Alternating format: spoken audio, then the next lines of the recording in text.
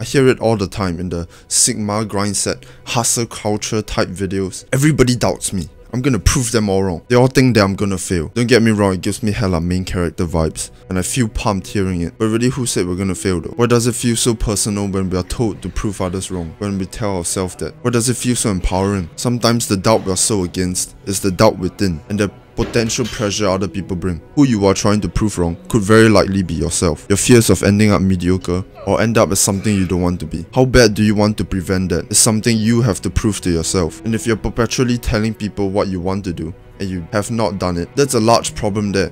And of course you're going to be doubted. I feel like sometimes feeling like you're being doubted stems from hatred of the world. You kind of want to spit in its face and validate all your suffering and shitty emotions with success. Yeah, you tried to fuck me over countless times, but look what I have now, bitch, which is an absolutely beautiful feeling. I think most of the time doubt comes from people who we wanted the least, the most from. Doubt never comes from, actual strangers. You don't ever hear that unless you're like a celebrity. You don't hear it from acquaintances either, because they don't want to ruin their image of themselves. You don't hear it from shallow friends either, but you hear it from people you care about. You hear it from friends, family. It can definitely feel like shit. Most of the time, doubt does not come from a place from anger, hatred, or animosity. Sure, sometimes it can come from people angry with their past selves. We are so often told to be realistic. There's such a minute chance that we actually make it in the endeavors we pursue. Realistically. I'm just kidding, we're all gonna make it. Which makes sense. So many endeavors of financial freedom are oversaturated nowadays. What are the chances that we actually make it?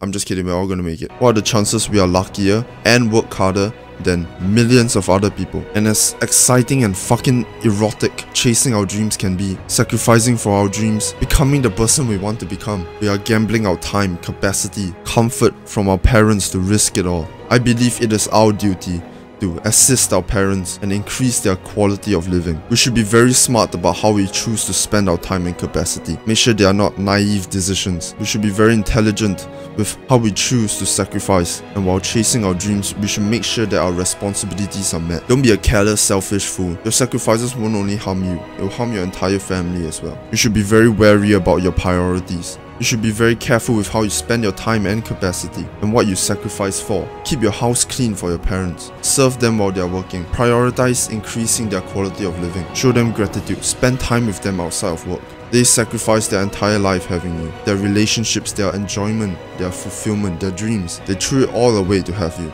I know.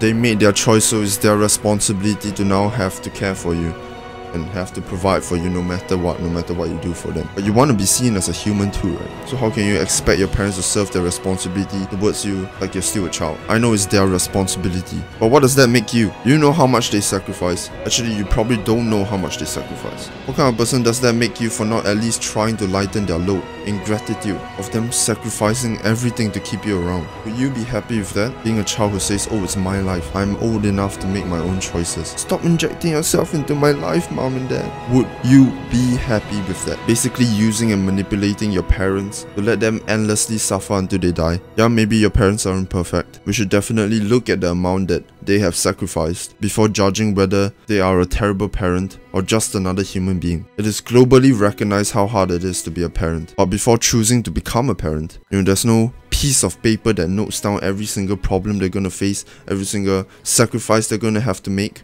It's unpredictable. No parent really knows what to expect. The level of commitment is absolutely insane, and it's a choice that once made can never be revoked unless you commit suicide or throw away your child or something. This wave of commitment, fear, sacrifice, intense suffering. At the end of the day, they are human as well. And all this adversity could make them resentful and bitter. That's why they may not be the perfect parents that you want. So sometimes we have to step up. While we are given the privilege of freedom, time, capacity, youth, we have to be the one to give gratitude first if we ever want to hope for a better relationship with our parents. Even if they have never given you any gratitude. We have to be willing to sacrifice and to love our parents. To remind them of the feeling they had when we were first born. An absolutely magical experience. The beauty, the weight of responsibility and commitment. The melancholy yet excitement. Now, I'm no parent, but I can only imagine the fulfillment of creating life. It is our job to remind them of that. It is our duty to contribute to the family. We can make the right choices no matter how shit we were brought up. Hey, and if your parents are truly an abusive monster, I have no idea what I'm talking about. And I can only imagine how painful that would be for you. But I'm reaching out to those who give up trying to communicate, give up trying to show gratitude. They don't even consider that before they begin to complain. They don't even try to improve the lives of their parents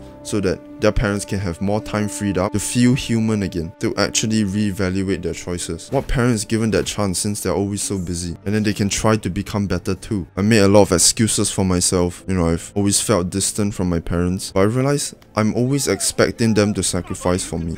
And I never thought that it could be the other way around. I never thought that, you know, for things to improve, perhaps I need to contribute as well. It's not just, hey, my parents isn't doing this for me. You know, I'm so jealous that your parents are good. My parents haven't done this for me. It's not just that. We have to give back as well. I wrote letters to my parents and I read it out to them in person. I started taking more responsibility around the house. I started showing them gratitude, trying to serve them, trying to talk to them. And because of that, the strength of my relationship with them have tenfold. And this is only possible because I prioritized my mental health. And then I went ahead and approached this substantially difficult endeavor. Before that being said, I think the main thing I'm trying to express here is go for your dreams, man. Be very careful of your choices and your sacrifices. It sounds very idealistic to go, fuck standardized tests, fuck education. I'm gonna throw that all away and become an entrepreneur.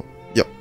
Who the fuck doesn't want that? But choosing that path means we potentially throw away all the stability and security our parents have and all the comfort they've provided us. It's all gone to waste if we fail. Make sure your responsibilities are met and build the life you want on the side. If you throw away all your bad habits, prioritize and use your time effectively, you would definitely have time to start making progress in the endeavors you wish to pursue. This freedom of choice, this ability to choose what we spend our time on, this roof over our heads, this comfort of consuming products in the house whenever we want, is given by our parents. Being realistic is unfortunately very realistic advice. But I also want to say this.